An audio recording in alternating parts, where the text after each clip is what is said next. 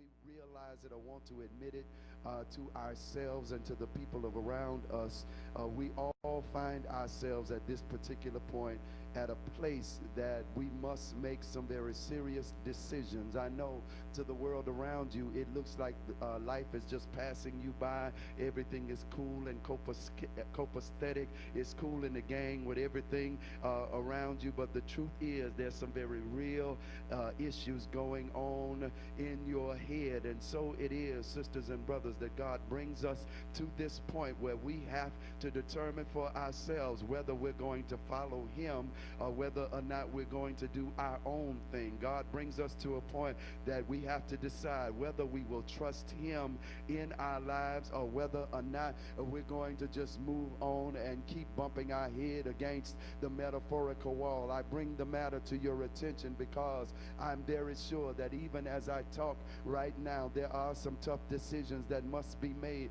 in the coming days, weeks, and months, and you're trying to figure this thing out on your own. But I need to tell you, dear heart, that whatever you are trying to figure out, God already has the answer prepared for you. I'm going to say that one for you again. Whatever it is that you're trying to figure out on your own, God already has the answers prepared for you. In case you are wondering, we serve a God who specializes in fixing perplexities. I'll say that for you again. We serve a God who specializes in fixing perplexities. In other words, there has not been a problem, there has not been a puzzle of life yet that God does not have the answer. And I bring it to your attention because I want you to know that God always has the right answer, and he always gives the right answer at just the right time. I'll say that again. God always has the right answer. He always gives the right answer, and he always gives the right answer at the right time. That's important that we put it in that kind of a context, because you do know the right answer at the wrong time will jack you up. That's why it's important that we trust him for the answers rather than those who claim they know everything about us. Peer with me, if you will, into the sacred text that we call the book of 1 Corinthians, where Paul is trying to encourage the believers in God who are having questions about what happens in death. They're worried, sisters and brothers, that death will cut them off from life and life more abundantly. So Paul writes this treatise, or this particular part of this treatise, to encourage the believers in God and how to handle life while you are on your way. If I were the old school preacher, I would talk to you about what to do in the meantime, but I need to let you know there is no meantime in the Lord. Every moment, every hour is precious in the sight of the Lord, and he is always working everything out for your good, even when it doesn't appear that way. Perhaps that's the reason why he told Paul to put in this particular text this idea that nothing you do in the name of the Lord is useless. Your King James Version says is in vain. He says that everything that's in your heart that you put your hands to do in the name of the Lord, none of that stuff is in vain. Maybe that's going to help somebody that's been thinking about, you know what, I've really been wasting my time trying to do this, that, or the other, and it appears that everything I do seems to fall apart. It looks like the more I try, the worse it gets. It appears that the more I pray, the worse my situation becomes. But I came to encourage you today to tell you not to give up. Somebody say, don't give up.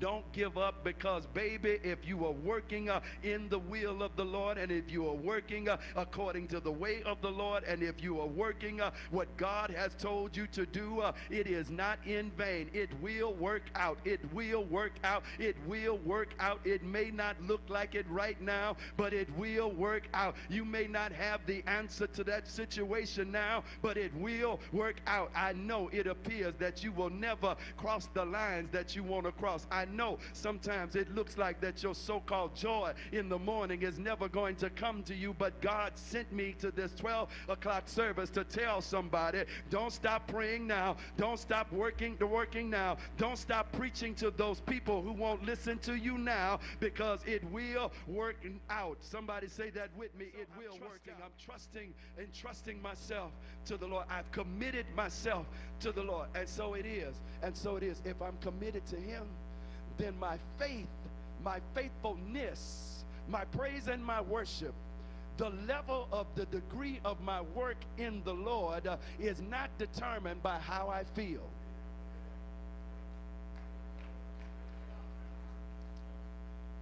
God ain't got time for people who want to be with him when they feel like it. Either you in this thing or you out. Baby, this is not Piccadilly. You don't get to pick and choose. You with me in here? We have to make up our minds. I'm with the Lord whether he says yes or no. I'm with the Lord whether the sun is shining or it's raining and cold outside.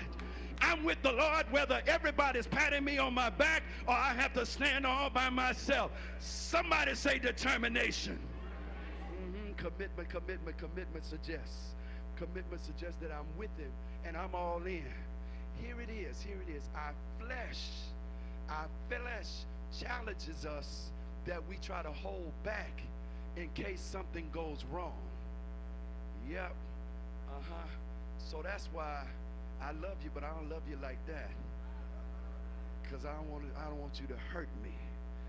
That's why I'm gonna work with you, but see, when a certain time comes, I'm gonna need to go, because I don't know if you deserve all that I have to offer right now. So I try to hold back. And truth of the matter is that life has made us hard that way.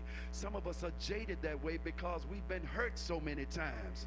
Anybody with me in here have been let down and disappointed so many times now by the church people, by the church folk. Incidentally, this is just an aside. Anybody in here watch a show called The Big Bang Theory? Big Bang Theory. You should check out the episode that's entitled Bus Pants. The Bus Pants Universal, I think, is the last word.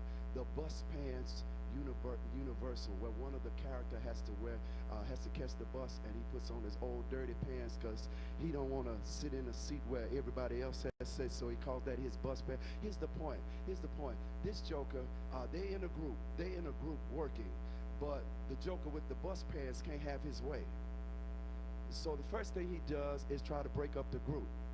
Somebody say church folk.